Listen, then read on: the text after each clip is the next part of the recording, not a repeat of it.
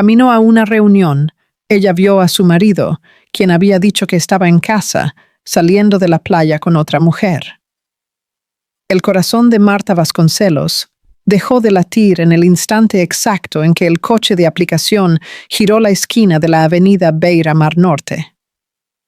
11 años de un matrimonio que ella creía, si no perfecto, al menos sólido, comenzaron a desmoronarse ante una sola imagen, nítida y cruel, como un fragmento de vidrio presionado contra la piel. Allí estaba él, Renato, el hombre que esa misma mañana le había enviado un mensaje de texto, jurando estar en cama por un virus devastador, caminando por la arena con la tranquilidad de quien no debe absolutamente nada a nadie. A su lado, una mujer, joven, con el cuerpo dorado por el sol de Florianópolis, el tipo de persona que parece haber nacido con la sal en el pelo y el despreocupación en el alma.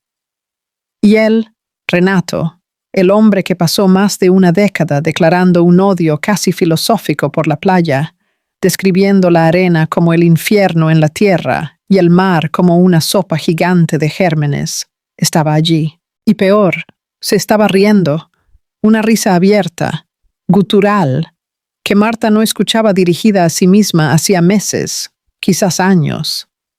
Ese sonido, incluso amortiguado por la distancia, por el cristal del coche y por el murmullo del tráfico, fue la primera palada de tierra arrojada sobre el ataúd de lo que ellos fueron un día. Si alguien alguna vez dudó de su fuerza, deje un me gusta y suscríbase.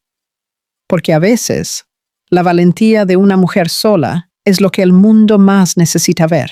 El viento que entraba por la rendija de la ventanilla, antes un mensajero de buenas noticias, el olor del mar mezclado con la promesa de un día productivo, de la reunión que podría consolidar su estudio de diseño como una referencia en la ciudad.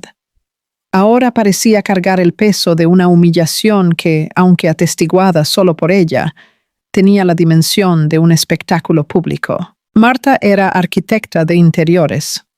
Su mente funcionaba en líneas rectas, ángulos precisos y planos bien ejecutados. Ella construía armonía a partir del caos. Transformaba espacios vacíos en refugios, en hogares. Su profesión era dar sentido y orden al mundo material.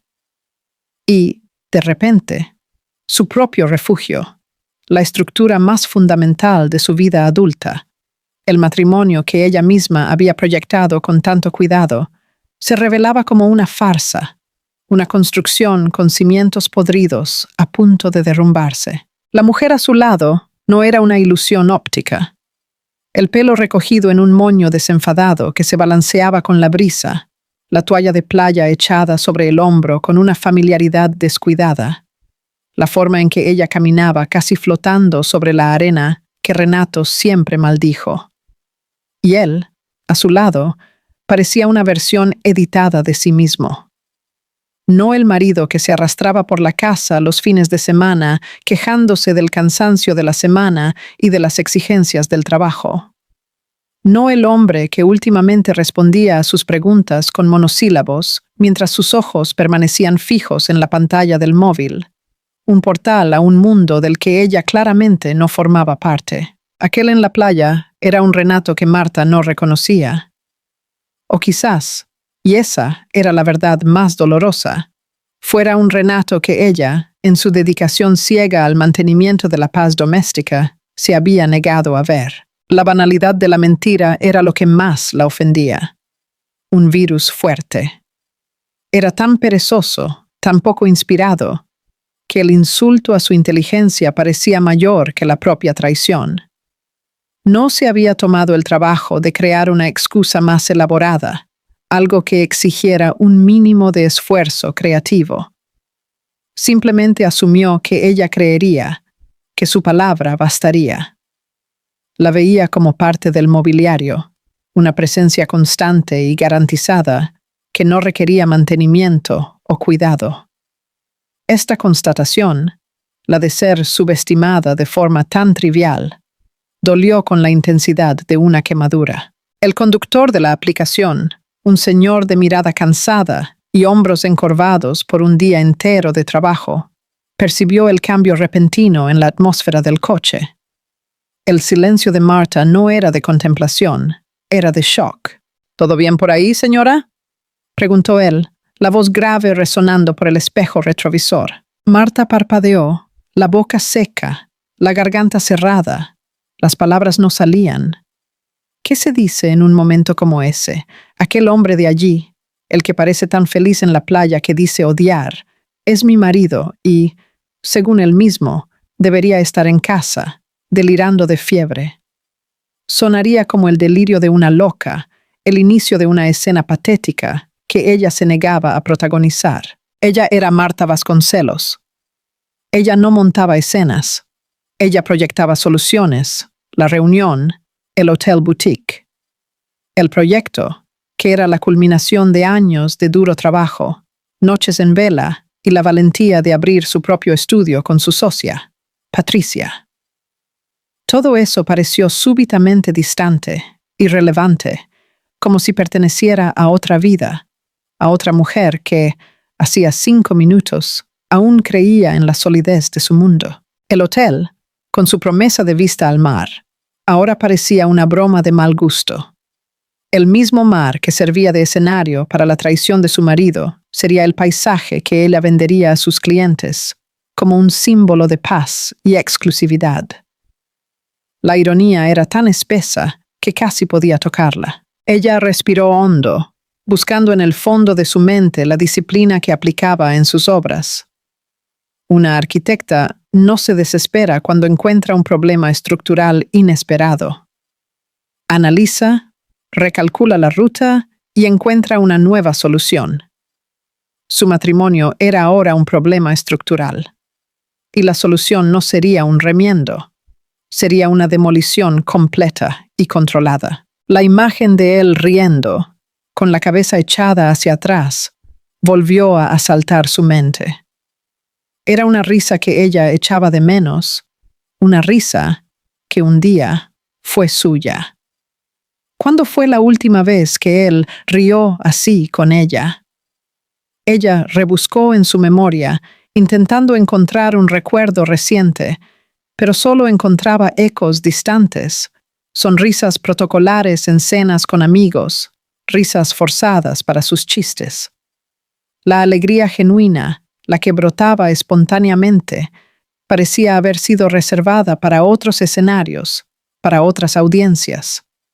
Y la mujer a su lado, la joven bronceada, era la prueba viviente de ello. No era solo una aventura casual, era el síntoma de una enfermedad que corroía su matrimonio por dentro, silenciosamente, mientras Marta se ocupaba en mantener la fachada impecable. Con la disciplina de una mente entrenada para encontrar orden en el caos, Marta se recompuso. La voz que salió de su boca no traicionó la tormenta que se formaba en su pecho. Era firme, casi fría, una orden despojada de cualquier emoción. «¿Puede parar aquí, por favor?» No fue una petición, fue una orden. El conductor, quizás aliviado por no tener que descifrar el silencio pesado que se había instalado, obedeció prontamente, orillando el coche junto al bordillo. Ella no esperó a que él preguntara el motivo. La puerta se abrió, y el aire salado y húmedo de Florianópolis la golpeó como una ola física, un shock térmico que la arrancó de la burbuja de incredulidad. Ella se bajó sin pensar, los pies calzados en zapatos elegantes tocando el asfalto caliente del paseo marítimo. Por un instante, el mundo se resumió a una cacofonía de sonidos. El zumbido distante del tráfico en la avenida, las voces de niños jugando en la arena y, superponiéndose a todo, el rugido constante e hipnótico del mar. Era un sonido que normalmente la calmaba, pero que ahora parecía ahogar incluso la pulsación frenética en sus oídos, como si la naturaleza estuviera conspirando para aislarla en aquel momento de revelación. Ella no caminó hacia ellos, solo se quedó allí, una estatua de dolor y dignidad, usando la distancia como un escudo y, al mismo tiempo, como una lente de aumento para su propia agonía. Desde su puesto de observación involuntario, Ella vio la escena desarrollarse con una claridad cinematográfica. Renato y la mujer caminaron un poco más, los cuerpos moviéndose en una sincronía relajada, y se detuvieron cerca de un kiosco de madera rústica, pintado de un azul descolorido por el sol y la brisa marina.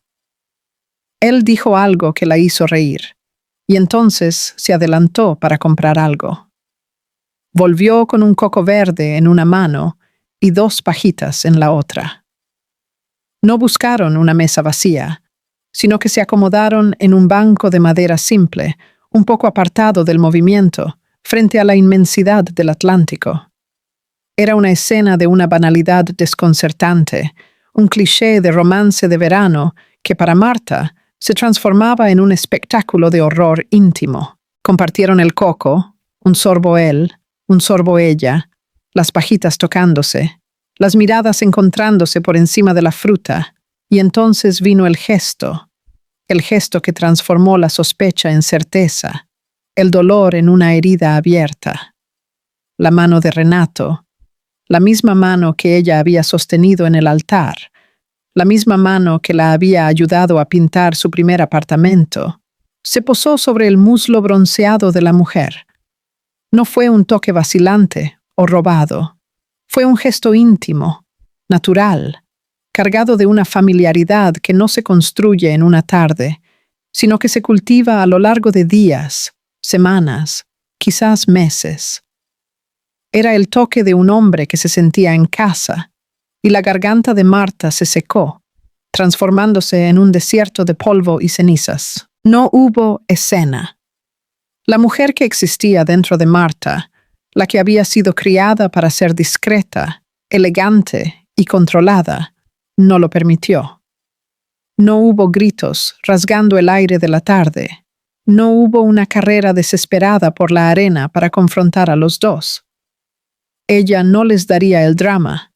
No se reduciría al papel de la esposa, traicionada e histérica. Ella se quedó allí, observando, sintiendo cada detalle de aquella interacción envenenar su sangre.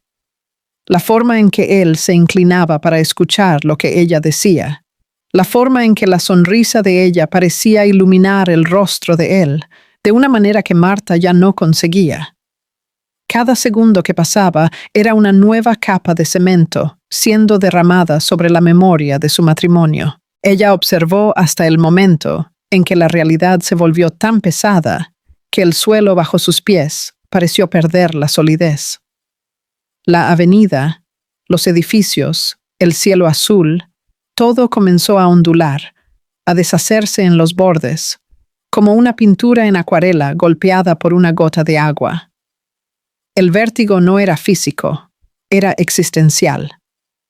El mundo que ella conocía, el mapa por el que navegaba su vida, acababa de ser rasgado en pedazos, y ella estaba perdida, a la deriva en un océano de traición que, irónicamente, tenía el mar real como telón de fondo. Con un esfuerzo monumental, ella se giró, dando la espalda a la escena, a su dolor, a la nueva realidad. Volvió al coche, el cuerpo moviéndose con la rigidez de un autómata. El conductor la observó por el espejo, el rostro surcado por una preocupación silenciosa. Pero él no dijo nada. Hombres como él, que pasan la vida oyendo fragmentos de historias ajenas, aprenden a reconocer el momento en que el silencio es la única respuesta posible. Marta se sentó en el asiento trasero. El olor a cuero y a aire acondicionado ahora parecía sofocante. Cogió el móvil del bolso, los dedos sorprendentemente firmes. Encontró el número de su socia. La voz de Patricia sonó animada al otro lado de la línea. ¿Y bien? ¿Preparada para cerrar el negocio del siglo? Marta cerró los ojos por un instante. La voz de la amiga venía de un mundo que ya no existía. Patricia. Necesito cancelar. Ha surgido un imprevisto familiar inaplazable. La mentira salió con una facilidad aterradora. La ironía de la frase cortando como una cuchilla fría. ¿Está todo bien? ¿Con tus padres? La amiga preguntó, la preocupación genuina en su voz. Sí. Luego te explico. Solo cancela, por favor. Di lo que sea. Colgó antes de que Patricia pudiera hacer más preguntas. Enseguida, con la misma voz controlada, se dirigió al conductor. ¿Puede llevarme a casa, por favor? El trayecto de vuelta fue un borrón silencioso. El viento cálido que antes era una caricia de verano, ahora le parecía cortante, agresivo, como si cada ráfaga la azotara con el recuerdo de lo que acababa de ver. Cada esquina, cada calle familiar, parecía burlarse de ella, testigo de una vida que se había revelado como una ilusión bien arquitectada. Ella no lloró. Las lágrimas parecían congeladas en algún lugar profundo de su ser, esperando el momento justo para el deshielo. Por ahora, solo había frío. Un frío intenso, cortante, que se había instalado en su alma y prometía un largo invierno. La puerta del apartamento se cerró tras Marta con un suave clic, un sonido que normalmente significaba seguridad y el final de un día de trabajo, pero que ahora sonaba como el cierre de una tumba. Dentro de aquel espacio, que era la manifestación física de 11 años de vida compartida, el mundo parecía haberse detenido. El aire estaba inmóvil, denso, cargado de una quietud que no era de paz, sino de presagio. Ella permaneció inmóvil en el vestíbulo por un largo momento, el cuerpo aún vibrando con el shock de la revelación, el bolso pesando en su hombro como si cargara piedras. Sus ojos, entrenados para captar cada detalle de un ambiente, recorrieron la sala de estar. Todo estaba exactamente como ella lo había dejado por la mañana, una cápsula del tiempo de una felicidad que ahora parecía fraudulenta. El sofá gris, con la manta de punto que ella misma había arreglado en un pliegue casual antes de salir, parecía un monumento a su ingenuidad. Sobre la mesa de centro de madera y metal, la taza de café de Renato, vacía, era una prueba silenciosa de la mentira del virus fuerte. Un hombre enfermo no habría tenido el ánimo de tomar su café allí, leyendo las noticias antes de fingir que volvía a la cama. El perfume familiar en el aire, una mezcla del amaderado de él con el floral de ella, que antes era el olor de casa, ahora parecía el aroma rancio de una farsa. Todo estaba normal, pero absolutamente nada estaba igual. Era como mirar una fotografía perfecta de su vida, sabiendo que, fuera del encuadre, una realidad terrible se desarrollaba. Sin saber por dónde empezar a desmantelar aquella escenografía de normalidad, Marta sintió un impulso, una necesidad casi animal de encontrar una prueba física, algo que pudiera tocar y que confirmara que no se había vuelto loca, que la escena en la playa no había sido una alucinación provocada por el estrés. Sus pies la llevaron por instinto hacia la habitación de la pareja, el corazón del hogar, el epicentro de la intimidad que acababa de descubrir que era una mentira. La luz suave del atardecer entraba por la ventana, pintando la habitación con tonos de naranja y dorado, una iluminación poética para un escenario de devastación. Ella se detuvo ante el armario de puertas espejadas, un mueble que ella misma había diseñado para optimizar el espacio y reflejar la luz. Por un instante se encaró con su propio reflejo, una mujer pálida, con los ojos más grandes de lo normal, la expresión indescifrable. No se reconoció. La Marta en el espejo parecía más vieja, más dura, como si hubiera envejecido una década en el corto viaje en coche, desde la costa hasta allí. Con un gesto deliberado, deslizó la puerta de su lado. El olor de sus ropas, una mezcla de suavizante y su perfume, la golpeó y, por primera vez, su estómago se revolvió con náuseas.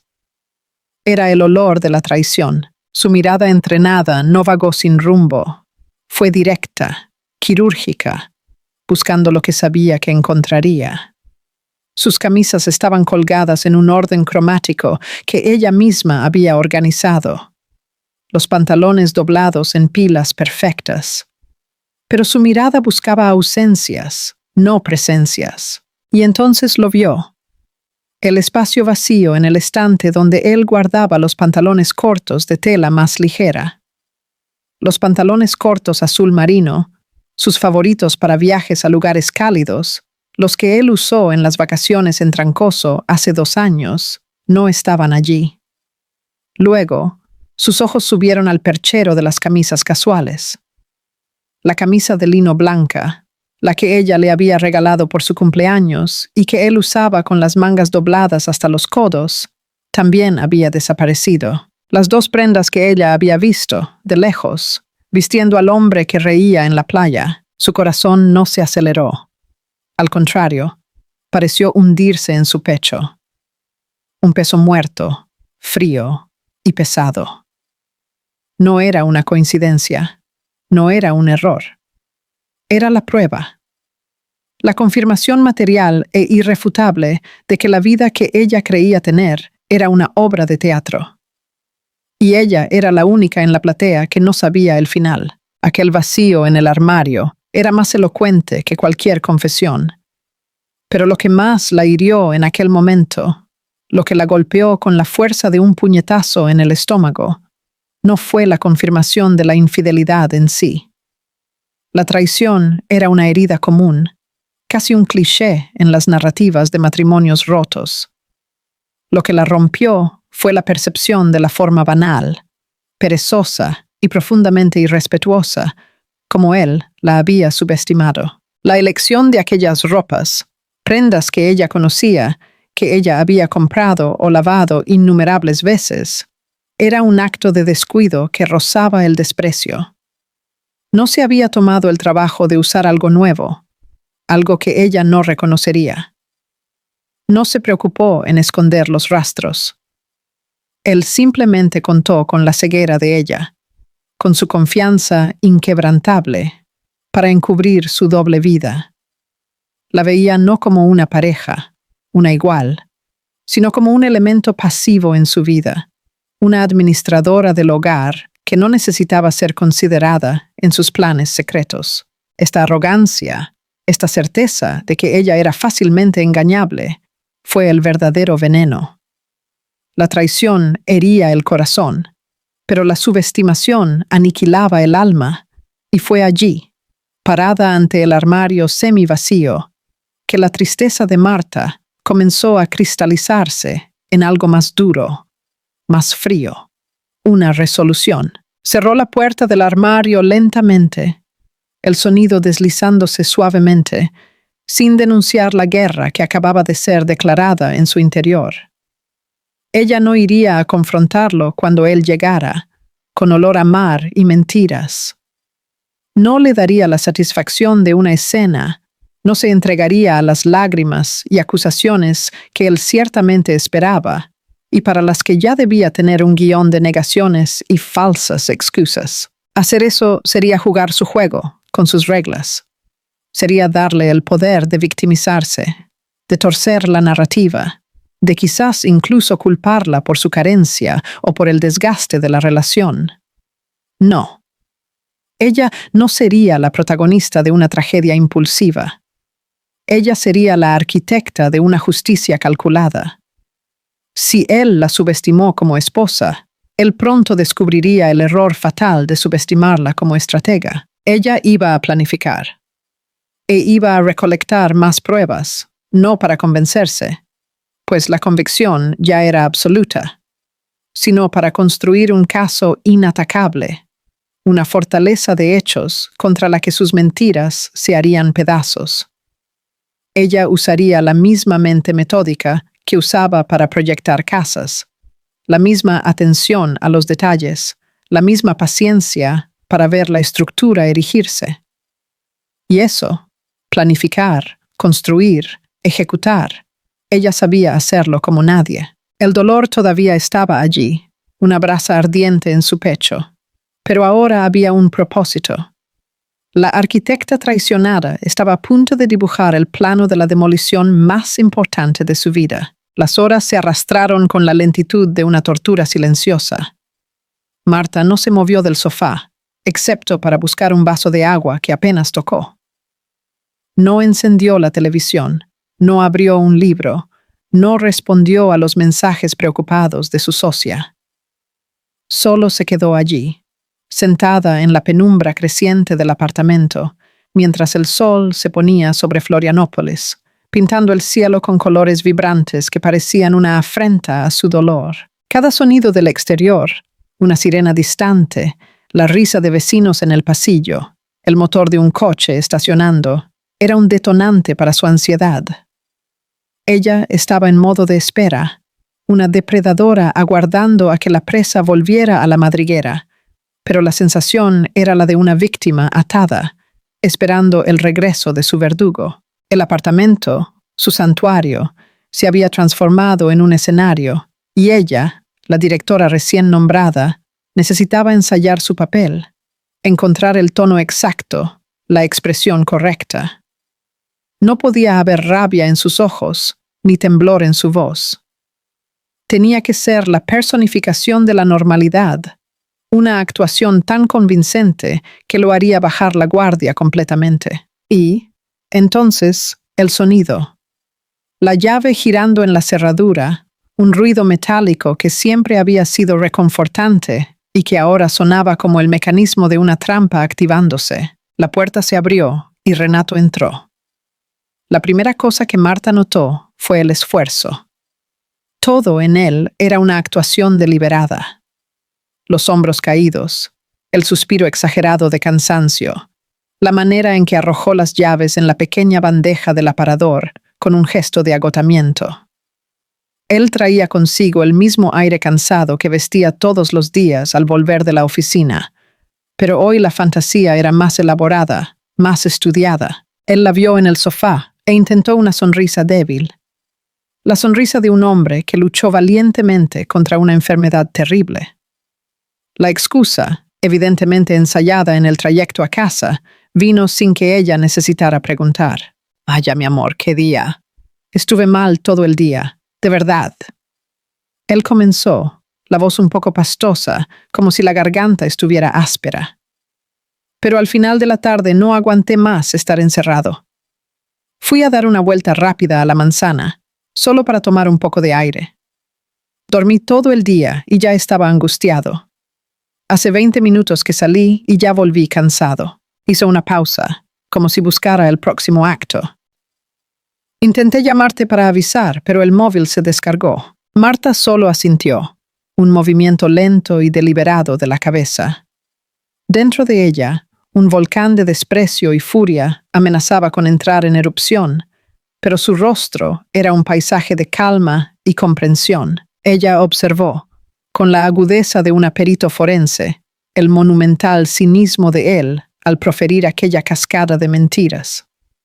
Era una obra maestra de la disimulación, y ella casi sintió una admiración perversa por la audacia. Mientras él se acercaba, hablando sobre cómo el virus lo había dejado débil, sus sentidos, ahora hiperagudizados, captaban los detalles que su actuación no conseguía esconder. Había un olor casi imperceptible bajo el perfume que él usaba, un olor químico y dulzón de protector solar, y había el color. El tono de su piel, en los brazos y en el cuello, no era el de un hombre pálido y enfermo confinado a una habitación oscura. Era el brillo sutil, pero inconfundible, de un bronceado reciente, la marca del sol de la tarde en su piel. Él se detuvo delante de ella, esperando quizás un gesto de cariño, una palabra de compasión. En cambio, Marta le dio una sonrisa calma, enigmática, que no alcanzó sus ojos. «Es curioso», dijo ella, la voz saliendo suave como la seda, un contraste brutal con la turbulencia en su alma. Ella se levantó y caminó hacia él, atreviéndose a invadir su espacio personal, forzándolo a mantener el contacto visual. Pasó la mano suavemente por su brazo, un gesto que podría ser interpretado como cariño, pero que para ella era un acto de verificación, sintiendo el calor residual del sol en su piel. Hoy, cuando iba a aquella reunión mía, vi un hombre en la orilla idéntico a ti. Idéntico. Ella mantuvo la sonrisa, observando la microexpresión de pánico que brilló en sus ojos por una fracción de segundo antes de ser suprimida. Incluso bromeé con el conductor, ¿sabes? Le dije, mira, parece mi marido, solo que este toma el sol. La frase flotó en el aire entre ellos, un anzuelo lanzado en aguas turbias. Ella lo estaba probando, dándole una cuerda, curiosa por ver si él la usaría para salvarse o para ahorcarse. Su reacción fue inmediata y reveladora. Él se rió, pero no fue una risa genuina. Fue un sonido agudo, nervioso, que salió de su garganta con la prisa de quien intenta ahogar una alarma de incendio. ¡Ah, ja! ¡Qué coincidencia!, tartamudeó. Debía ser André, mi primo. ¿Sabes cómo la gente nos confunde? Marta parpadeó despacio, procesando la nueva capa de la farsa, la audacia de inventar un doble, un pariente, para justificar su propia imagen. La mención del primo André fue un error, una improvisación desesperada de un mal actor. ¿Tu primo?, repitió ella, la voz todavía peligrosamente calma, fingiendo una confusión que no sentía. ¿El André, el que vive en Canadá? La pregunta fue una trampa sutil, una prueba a su capacidad de sostener la mentira bajo presión. Un hombre inocente quizás dudaría, confuso. Pero Renato, inmerso en su propio fraude, mordió el anzuelo con el hambre de un náufrago. Ese mismo. Llegó de sorpresa. ¿Puedes creerlo? Vino a pasar unos días aquí. Y él confirmó, demasiado rápido, sus ojos desviándose de los de ella por primera vez, buscando en el techo las palabras para construir aquella nueva realidad. Empezó a tartamudear, a enlazar detalles sobre vacaciones de última hora, un cambio de planes repentino, una necesidad de respirar nuevos aires. Cada palabra era un ladrillo más en el muro de mentiras que él construía entre ellos, sin percibir que Marta ya estaba al otro lado, observando cada movimiento, cada error de cálculo. Y fue en aquel momento exacto, al escucharlo tartamudear sobre el primo imaginario que convenientemente había aparecido de Canadá para pasear en la playa de Florianópolis, que algo dentro de Marta se rompió de forma definitiva. El dolor de la traición, que era una herida abierta, dio lugar a una claridad fría y cortante. La cuestión ya no era su cuerpo junto a otro cuerpo, o los besos dados a otra boca. La cuestión era el carácter. Renato no era solo un hombre infiel que había cometido un error. Él era fundamentalmente deshonesto. Él era cínico. La miraba a los ojos y mentía con la facilidad de quien respira, insultando su inteligencia, faltando al respeto a su historia, tratándola como una idiota que podría ser manipulada con la más andrajosa de las excusas. La infidelidad era un incumplimiento de contrato. El cinismo era una aniquilación de su propia identidad, un intento de hacerla dudar de su cordura, de sus propios ojos. Y eso ella no lo perdonaría. La guerra silenciosa que ella había declarado horas antes cambió de naturaleza. Ya no era sobre vengar un corazón roto. Era sobre restaurar su propia dignidad. Era sobre probarse a sí misma, antes que a nadie, que ella no era la tonta que él creía que era. Él no la vería llorar. Él no la oiría gritar. Él la vería sonreír, como estaba sonriendo ahora, mientras su mundo, sin que él lo supiera, comenzaba a ser metódicamente demolido. En los días que siguieron a aquella noche de mentiras descaradas, Marta Vasconcelos se transformó. Para el mundo exterior, y principalmente para Renato, ella era la misma de siempre, quizás incluso un poco más atenta. El cambio no fue externo, sino una reorganización sísmica en su interior. El dolor punzante de la traición y la furia helada del desprecio no desaparecieron. En su lugar, fueron canalizados, transmutados en un combustible de alto octanaje para su mente. Ella se convirtió en dos personas, habitando el mismo cuerpo con una disciplina aterradora. Durante el día, era la arquitecta competente, la socia dedicada, la esposa comprensiva. Discutía proyectos en el estudio con su habitual precisión, sonreía a los clientes y, en casa, escuchaba las continuas quejas de Renato sobre el trabajo y la vida, asintiendo en el lugar correcto, ofreciendo palabras de consuelo vacías que él, en su arrogancia, aceptaba como genuinas. Se convirtió en una actriz impecable en el escenario de su propia vida, manteniendo la fachada de la normalidad con un talento que ni ella sabía poseer. La normalidad era su camuflaje, su escudo. Cada sonrisa, cada buenos días, mi amor. Cada pregunta sobre cómo le había ido el día era un acto de guerra disfrazado de paz. Pero cuando caía la noche y Renato, exhausto de su doble vida, se sumergía en el sueño pesado de los inocentes o de los cínicos, la otra Marta despertaba. Mientras su respiración se volvía regular y profunda a su lado en la cama, una proximidad que ahora le causaba un escalofrío de repulsa, ella se levantaba en silencio como una sombra. El apartamento, antes un refugio compartido, se transformaba en su cuartel general. La sala de estar, bañada solo por la luz fría de la pantalla de su notebook, era su sala de guerra. Allí, noche tras noche, ella se dedicaba a montar el rompecabezas de la farsa de su marido.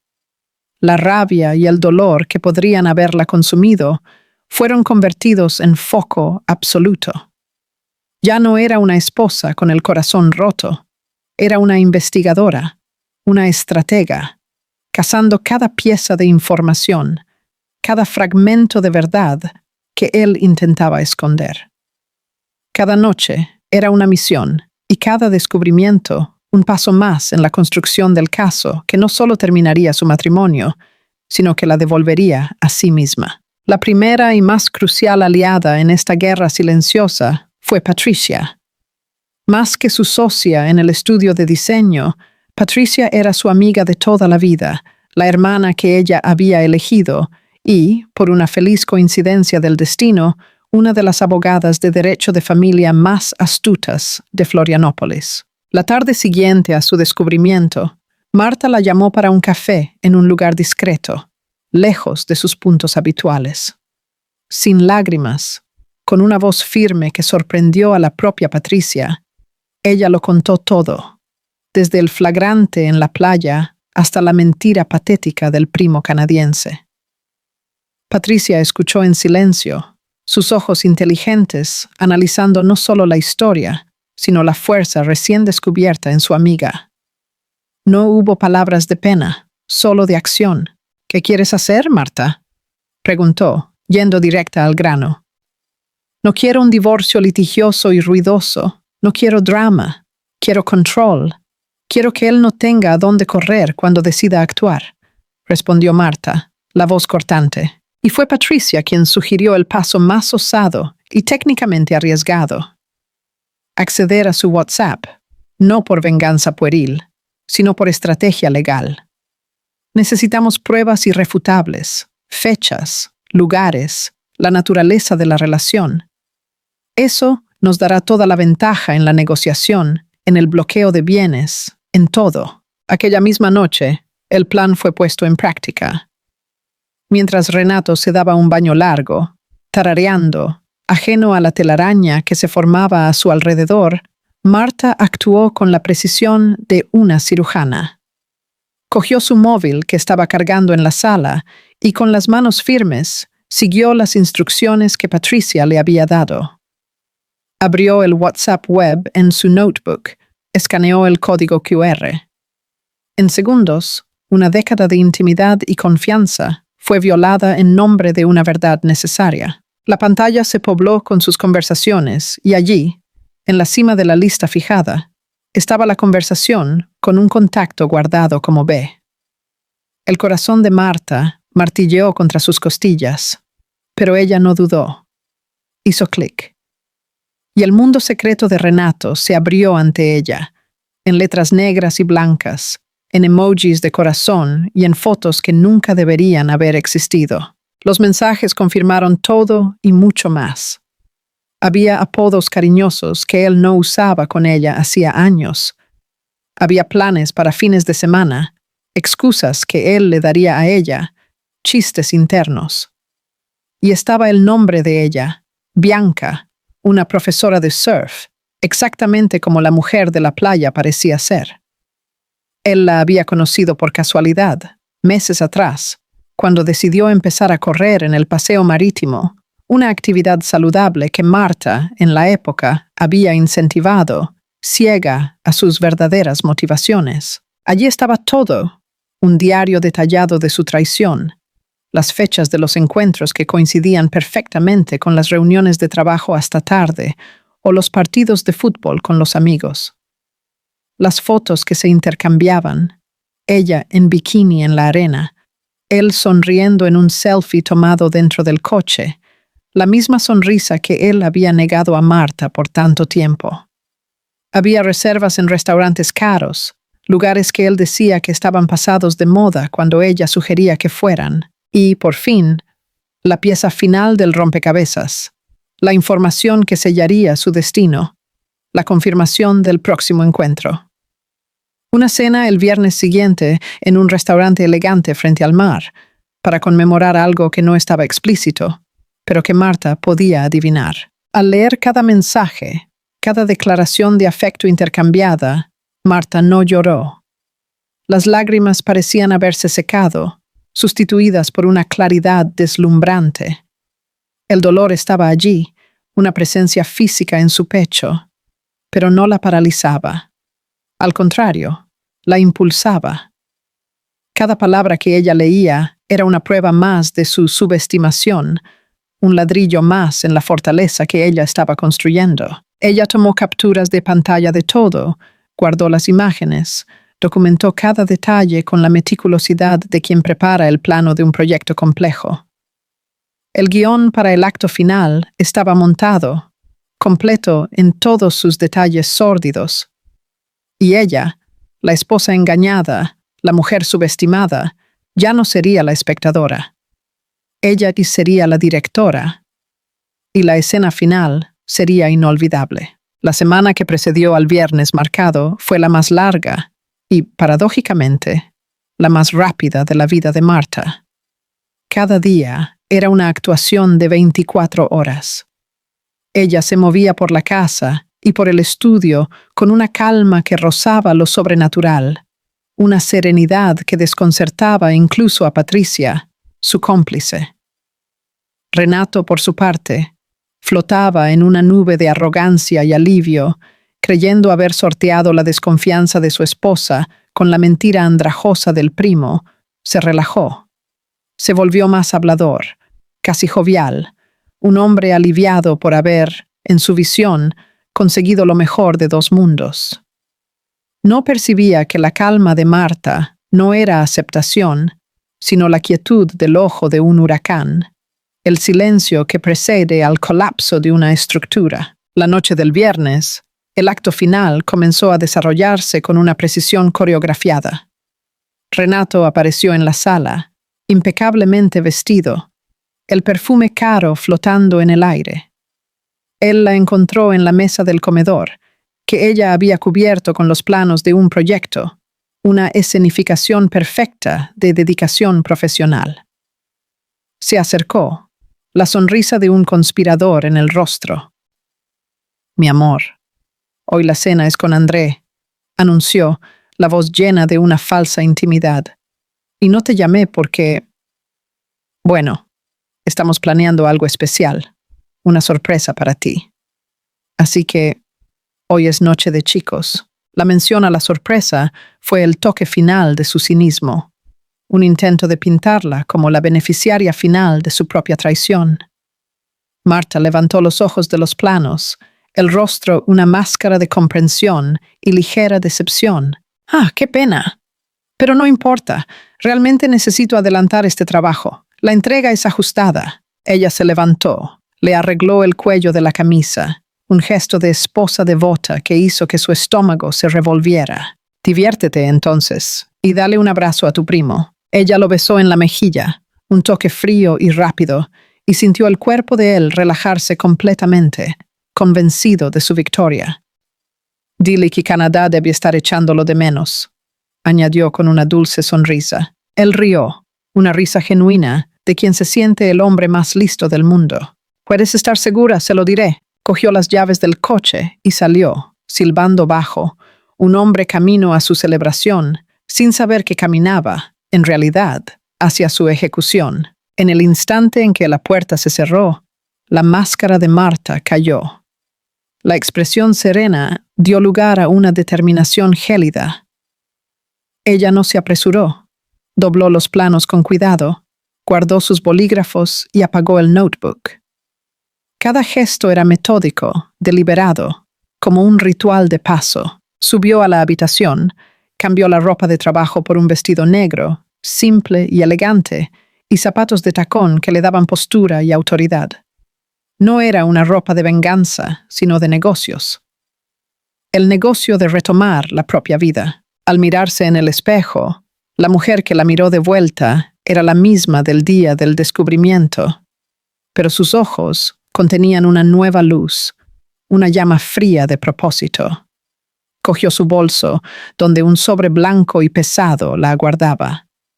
Dentro de él, el trabajo meticuloso de Patricia, los papeles de la solicitud de divorcio, ya protocolados, y la notificación judicial del bloqueo de todas las cuentas conjuntas e inversiones.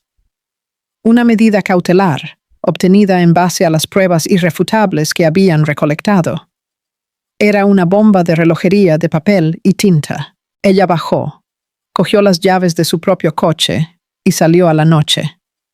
El aire de Florianópolis estaba templado, y la brisa del mar, que antes la había cortado, ahora parecía soplar a su favor, empujándola hacia su destino. El restaurante era uno de los más sofisticados de la isla, con un deck de madera que se extendía sobre la arena, ofreciendo una vista panorámica del mar nocturno. Marta llegó primero, exactamente como había previsto. Él probablemente había ido a buscar a Bianca a su casa, extendiendo la farsa hasta el último minuto. La anfitriona la saludó con una sonrisa profesional. ¿Mesa para una?, preguntó. Sí, por favor. Una mesa discreta, al fondo. Me gustaría solo tomar un drink y observar el movimiento, respondió Marta, su calma desarmando cualquier sospecha. Fue conducida a una mesa pequeña en una esquina del salón interior, desde donde tenía una visión clara de la entrada y del salón principal, sin ser fácilmente notada. Pidió una copa de vino blanco, sintiendo el cristal frío en sus dedos. Ella no estaba nerviosa. La adrenalina que sentía no era de miedo, sino de claridad. Era la sensación de un arquitecto el día de la inauguración de una obra compleja, viendo todas las piezas finalmente encajar. Ella bebió el vino lentamente, los ojos fijos en la puerta, esperando. Y entonces ellos entraron. La visión fue exactamente como ella había imaginado, y aún así, un golpe silencioso en su pecho. Iban de la mano. Renato, impecable en el mismo traje que ella le había ayudado a elegir meses antes. Bianca, radiante en un vestido floreado, el pelo suelto cayendo sobre sus hombros bronceados, el rostro iluminado por una sonrisa de pura felicidad. Eran la imagen perfecta de una pareja enamorada, y por un instante fugaz, Marta sintió una punzada del antiguo dolor, el dolor de la sustitución. Pero la sensación fue rápidamente engullida por la ola de resolución fría que la dominaba. Ellos no la vieron. El maître saludó con deferencia y los guió a una de las mejores mesas del deck, justo en el borde, con la luna reflejándose en las suaves olas justo debajo. Marta observó la escena desarrollarse como si asistiera a una película. Vio a Renato apartar la silla para Bianca. Vio al sommelier acercarse y Renato elegir el vino con aires de conocedor.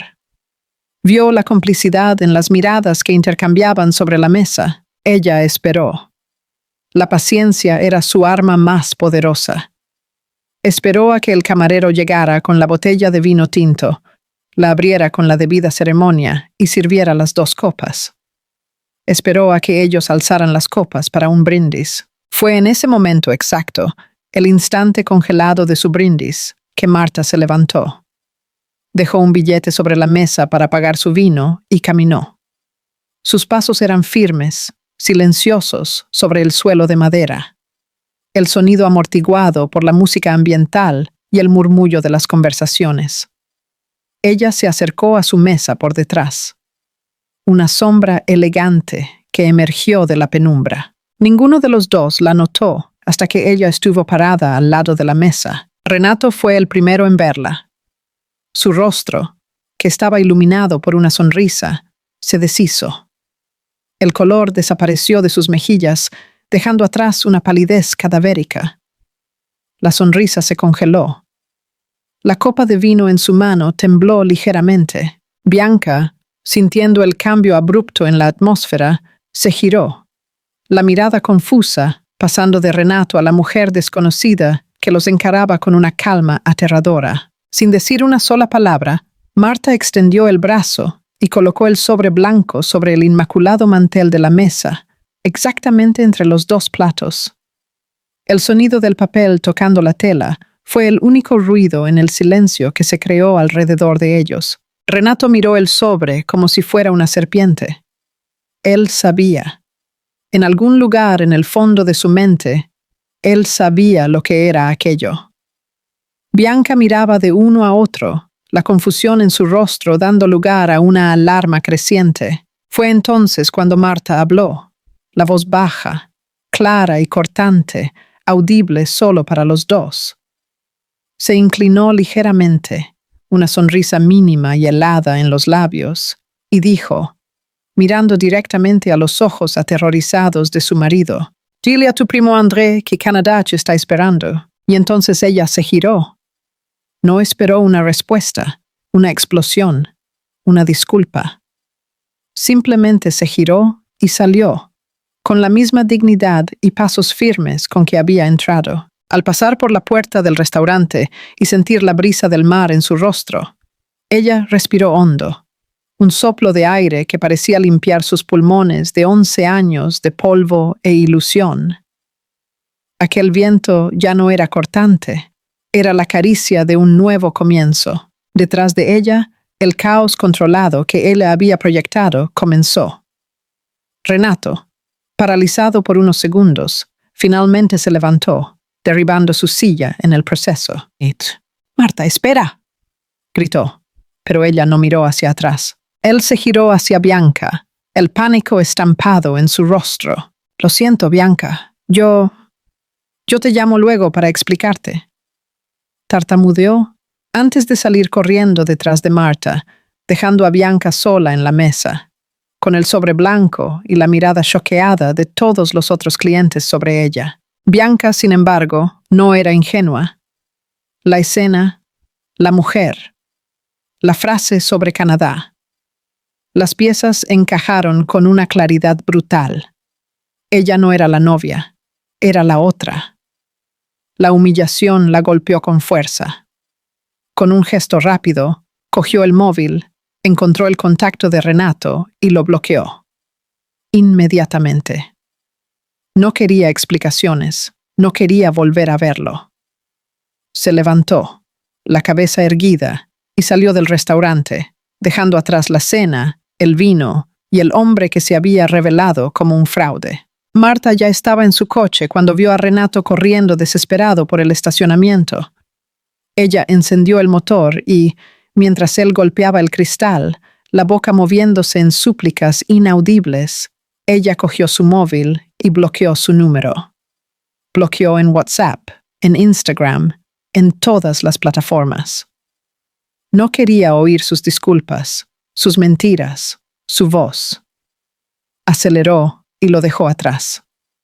Una figura patética, bajo la luz amarilla del estacionamiento. Ella no fue a casa. Condujo directamente al apartamento de Patricia. Al cruzar la puerta y ver el rostro preocupado de su amiga, la armadura de Marta finalmente cedió. Allí, a salvo, se desmoronó. Lloró durante horas, no por el hombre que había perdido, sino por la vida que creía tener, por la confianza rota, por el dolor de haber sido tan profundamente engañada. Era un llanto de luto, pero también de limpieza. Renato, después de intentar llamar decenas de veces y encontrar solo el silencio de un número bloqueado, condujo a su apartamento, la única casa que conocía. La llave, sin embargo, no giró en la cerradura. Intentó una y otra vez, con una fuerza creciente, hasta percibir la verdad. La cerradura había sido cambiada. Marta, con la ayuda de Patricia, había planeado incluso eso. Derrotado, humillado y sin tener a dónde ir, hizo la única cosa que le quedaba. Condujo a casa de su madre, en los suburbios. Entró en la casa donde había crecido, un hombre de casi 40 años, pareciendo un adolescente perdido. Su madre lo encontró en la cocina, pálido y desaliñado. «¿Qué pasó, hijo mío?», preguntó, la voz llena de alarma. Renato se derrumbó en una silla, la cabeza entre las manos, el cuerpo temblando en sollozos secos. Y finalmente profirió la verdad, no para ella, sino para sí mismo. «Mamá», dijo, la voz rota. «Hice la mayor tontería del mundo, lo perdí todo. Y ahora estoy completamente perdido». Aquella misma noche, a muchos kilómetros de allí, Marta durmió. Por primera vez en años, durmió sola en una cama. Y por primera vez en meses, durmió en paz. No porque el matrimonio había terminado, sino porque finalmente la ilusión había terminado. Y en el silencio de su sueño tranquilo, residía la más poderosa de las victorias. ¿Y bien? ¿Qué te pareció? En una escala del 0 al 10, ¿qué nota le darías a ella? Deja tus comentarios diciendo desde qué ciudad estás viendo y suscríbete para seguir nuestras próximas historias. Muchas gracias por la compañía y hasta la próxima.